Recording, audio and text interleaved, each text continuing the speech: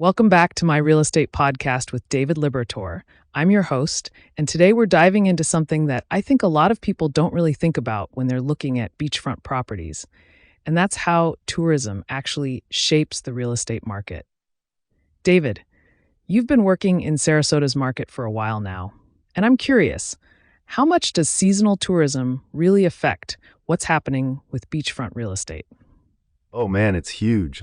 People see the beaches, they see the beautiful weather, and they want to invest.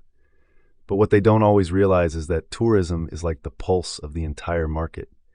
When you've got peak seasons bringing in tons of visitors, that directly impacts property values, rental demand, and how quickly properties turn over.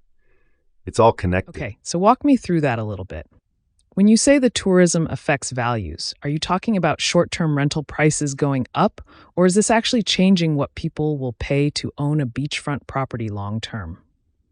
Both, actually.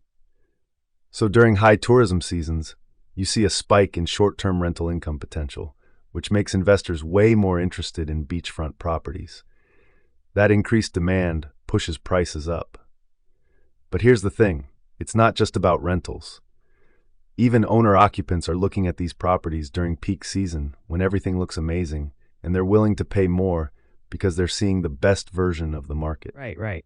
So it's kind of like the tourism season is almost like a marketing machine for the properties themselves, you know? Everyone's here, everyone's seeing it, everyone wants to be part of it. Exactly. And then when you look at turnover rates, how fast properties are selling, that's where it gets really interesting. During peak tourism months, you see faster sales cycles, more competitive bidding, and properties moving off the market quicker.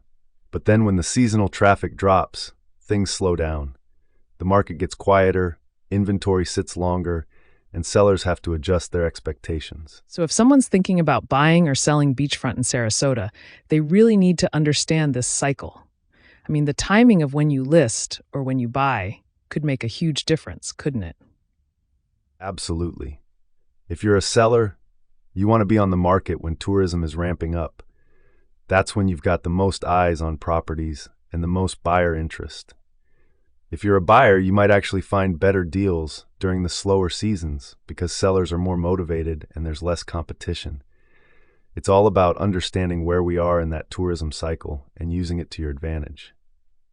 That's such a smart strategy. So for someone who's maybe new to investing in beachfront or just thinking about buying their dream home down there, what's the one thing you'd want them to know about how tourism shapes the market? I'd say this: don't make decisions in a vacuum. Look at the tourism trends, understand the seasonal patterns, and think about how that impacts not just what you're paying, but what your property could generate or how quickly you might be able to sell it. The market isn't static, it breathes with the seasons. Once you get that, everything else makes a lot more sense. I love that perspective. It's one of those things where real estate isn't just about the property itself. It's about understanding the whole ecosystem around it. David, thanks so much for breaking this down. I think people are going to walk away from this with a totally different view of beachfront investing. Thanks for having me. I always love talking about this stuff because it's such a huge factor that people overlook. That's it for today's episode of My Real Estate Podcast with David Liberatore. If you're thinking about beachfront real estate in Sarasota, you now know to keep an eye on those tourism trends. Thanks for listening, and we'll catch you next time.